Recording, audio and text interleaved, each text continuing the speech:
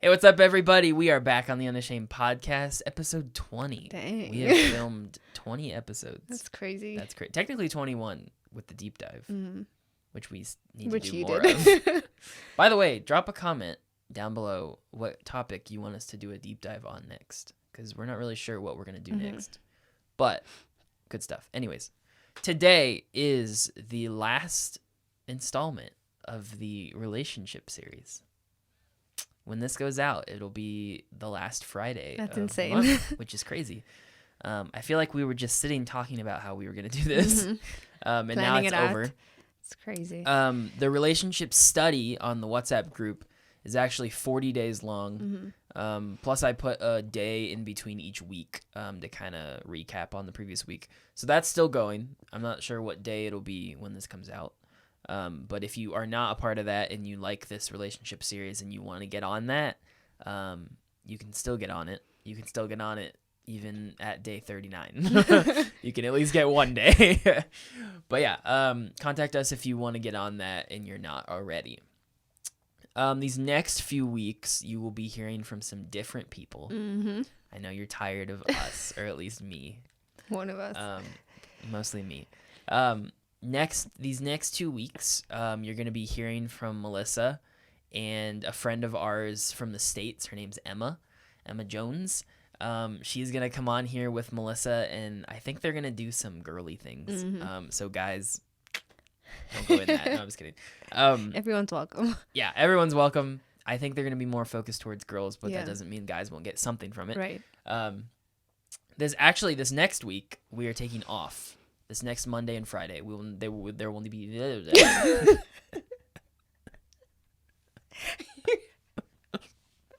I can't believe that. Actually, this next week we are taking off. So this Monday and Friday, there's not going to be an episode out.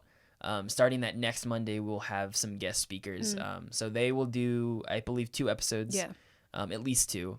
And then my dad is also going to do a few. Uncle Jim. So that'll be good. You'll hear from some different people. You won't hear from me for like a Gives month. him a break. Sad. I get a break. But yeah, anyways, that's kind of an update what's going on in the Unashamed podcast world. So yeah, let's get into it. Today is our last one. Oh my. We will be talking about how to love your neighbor. Yes. This is a big question. We're just going to get right into it. I'm going to read a long passage today. Luke 10, 25 to 37. This is what it says. And a lawyer stood up and put him to the test, saying, "Teacher, what shall I do to inherit eternal life?" And he said to him, "What is written in the law? How does it read to you?" Now, this is a teacher talking to Jesus, just for clarification. And he answered, the teacher, "You shall love the Lord your God with all your heart and with all your soul and with all your strength and with all your mind, and your neighbor as yourself." And he said to him, "You have answered correctly. Do this and you will live." But wishing to justify himself, he said to Jesus, "And who is my neighbor?"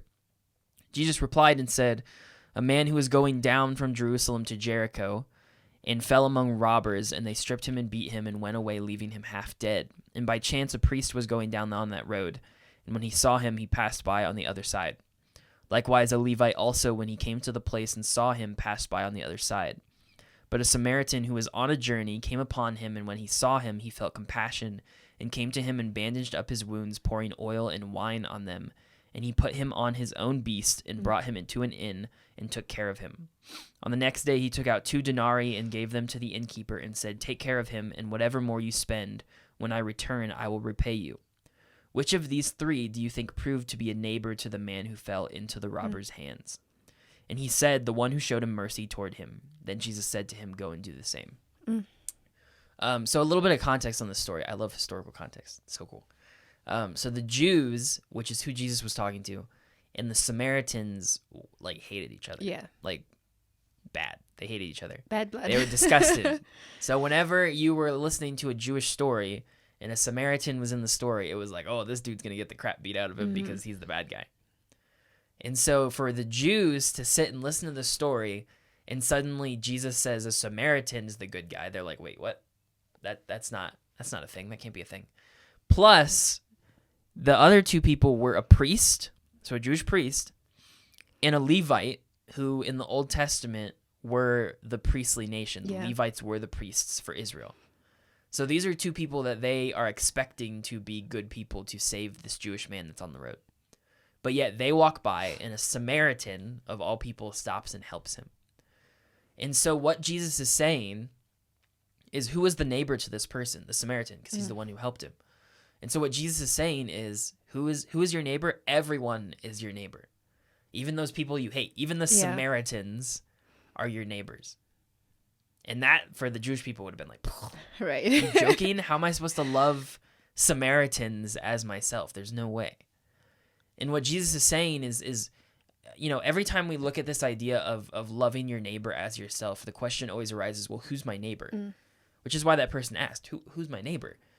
And Jesus says, well, everyone is. Even the people you hate, the people you dislike, the people you ignore, the people you don't want to recognize exist, those people are your neighbor. And in the moment you take upon yourself to limit the extent of who is my neighbor, to limit the extent of your love, you've really slipped away from God's kind of love. In a quote that we read in the relationship book that we're going through in that WhatsApp group, it says, God's love is an everyone, everywhere, all the time kind of love. Human love is a some people, some places, and some of the time kind of love.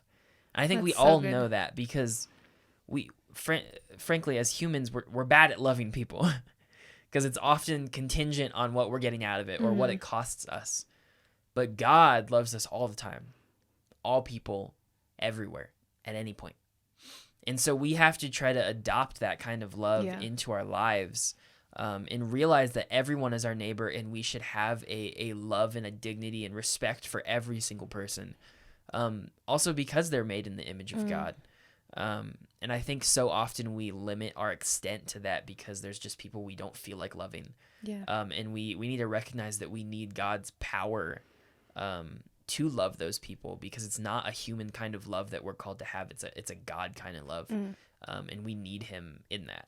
Yeah, that's so good. I love that story in Luke 10, because when this man comes to Jesus and he asks, who is my neighbor? And Jesus says, well, in the command, obviously, love your neighbor as yourself.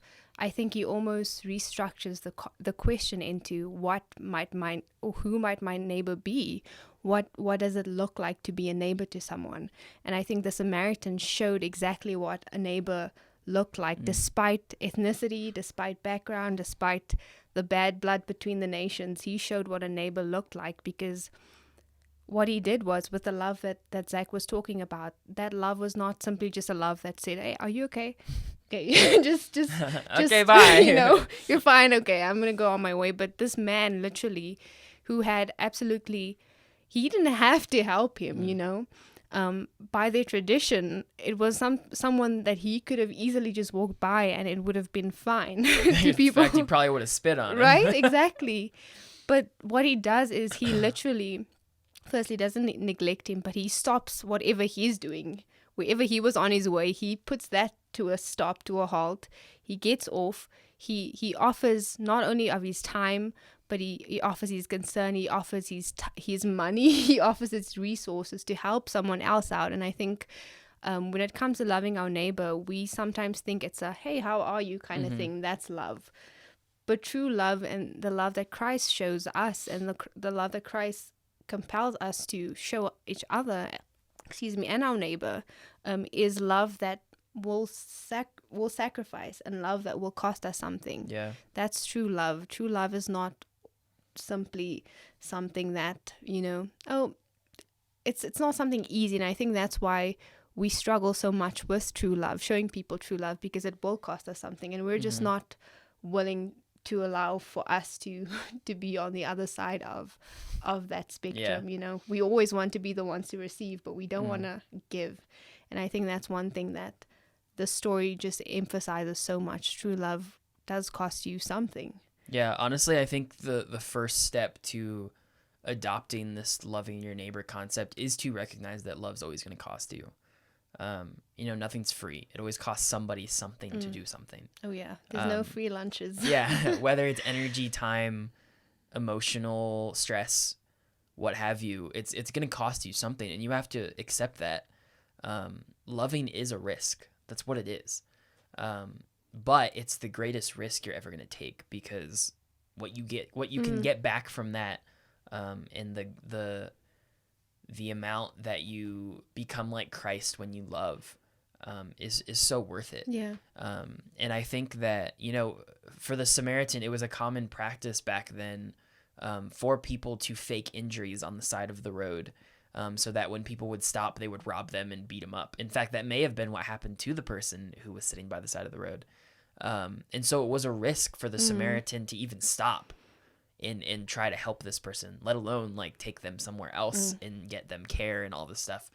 And so you have to recognize that first, everyone is your neighbor.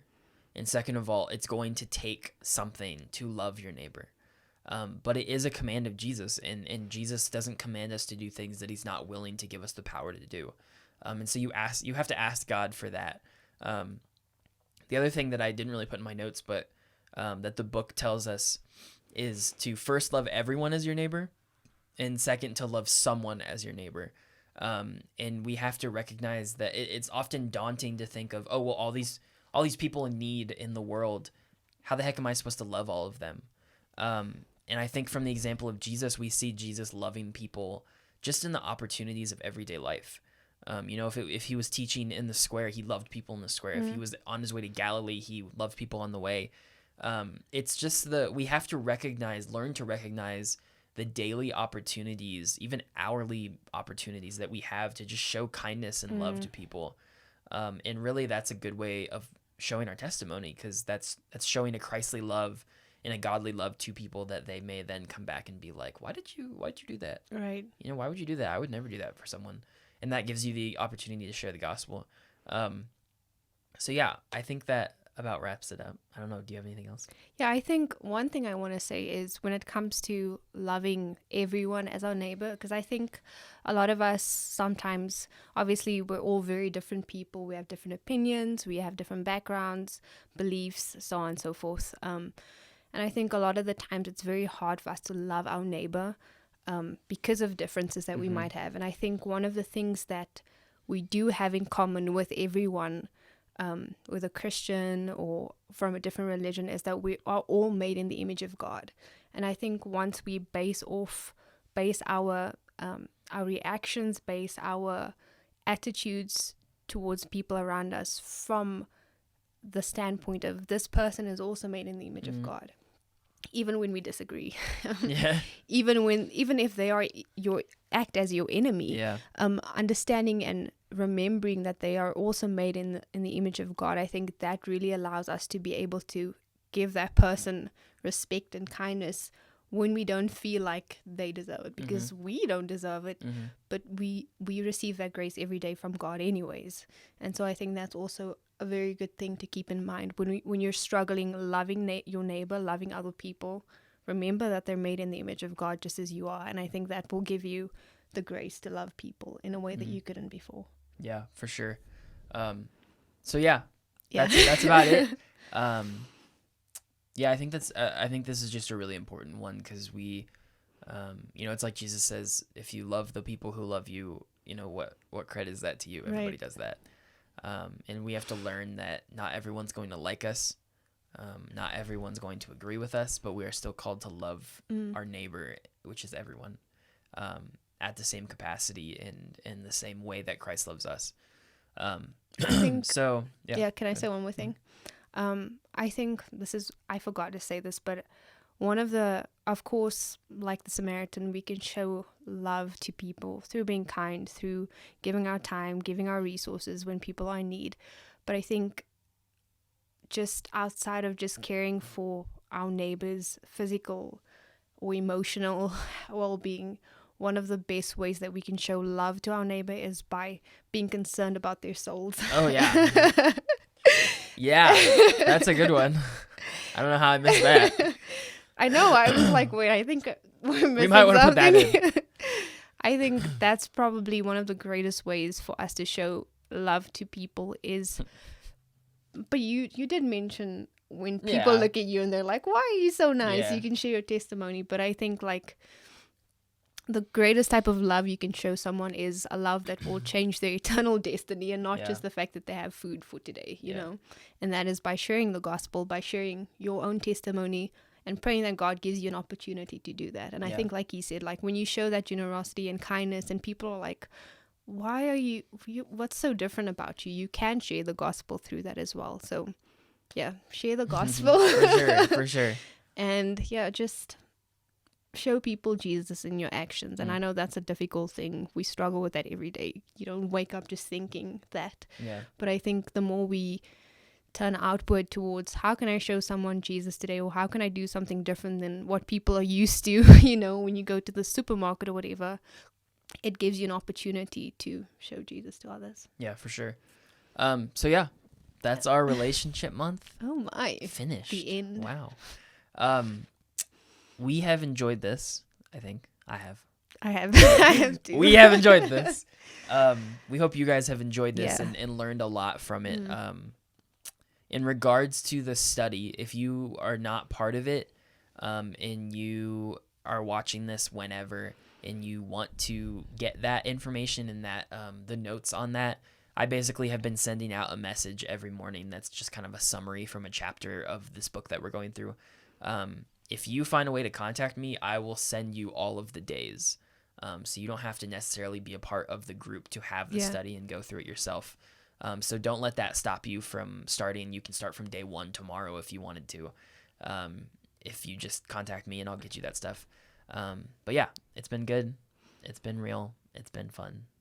It's been real fun. It's been a lot of fun. It has been a lot of fun. So again, next week we're taking a break. Afterwards, you'll see Melissa. I will see you guys in a month when Lucky we get you. back to normal episodes. Lucky me. Nah, I'm sure I'll miss it. Anyways, we love you guys. Praying for you. Message us if you have any questions, Yes. as always, and we will see you. Peace.